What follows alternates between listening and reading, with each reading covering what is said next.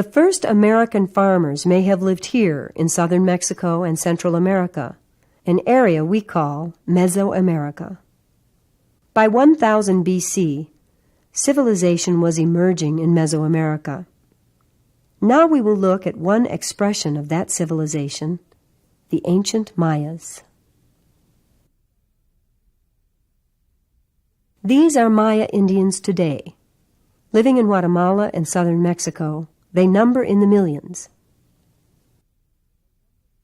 Most work the land in the way of their ancestors, planting corn, beans, and squash.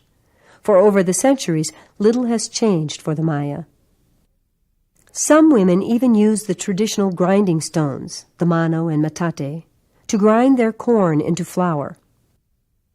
All of these habits are part of the modern culture of the Maya.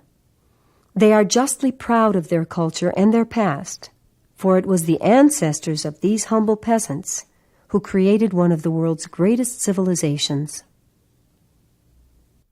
Buried deep in the jungles of Mesoamerica, the ancient civilization of the Mayas was lost from memory for hundreds of years.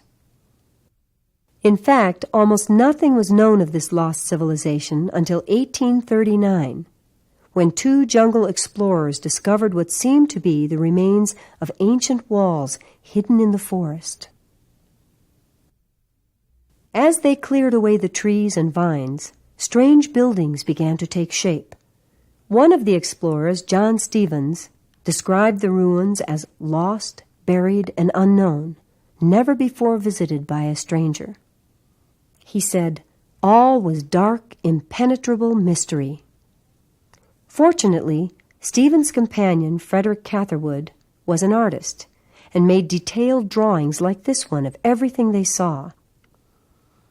But it would take scientists another century to begin to understand the history of the Mayas. The beginning of Maya civilization is still shrouded in mystery, but scientists believe that it grew in part from a still older civilization called the Olmec. Hidden in jungle on the Gulf of Mexico, explorers have found huge carved heads, curious remains of the lost Olmec civilization. Some of these heads are 9 feet tall and weigh over 20 tons. Explorers have also found Olmec masks carved from pure jade, one of the hardest stones known to man. Olmec craftsmen must have worked thousands of hours to carve and polish jade figures such as these.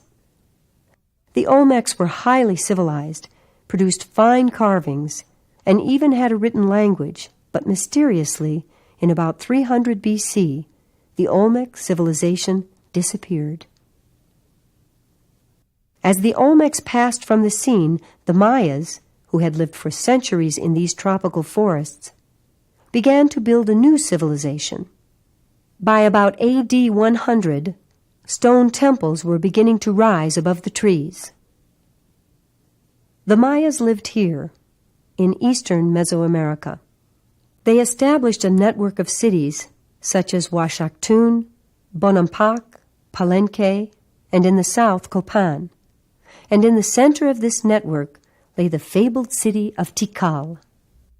Tikal was a stunning city, crowded with exotic temples, palaces, and plazas. By AD 700, the city sprawled across 10 square miles. Rising from the primitive rainforest, Tikal must have seemed like a vision from a dream. Most of the buildings were plastered and painted red, and their tops were decorated with wildly painted carvings. Today, Tikal is a mysterious ruin, almost completely swallowed by jungle. Trees and vines cover most of the buildings, but if one looks closely at the ruined walls, bits of the original plaster and red paint can still be seen.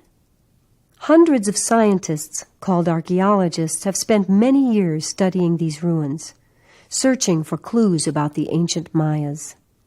Some of the main buildings have been cleared of trees and vegetation. The tallest buildings were the religious temples. Near the temples, large palaces were set gracefully around lovely open courtyards. Archaeologists are not sure what the palaces were used for.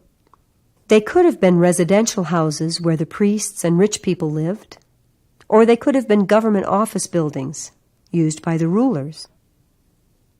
Pictures of the rulers were carved onto large stone monuments called stelae, which were erected near the temples and palaces.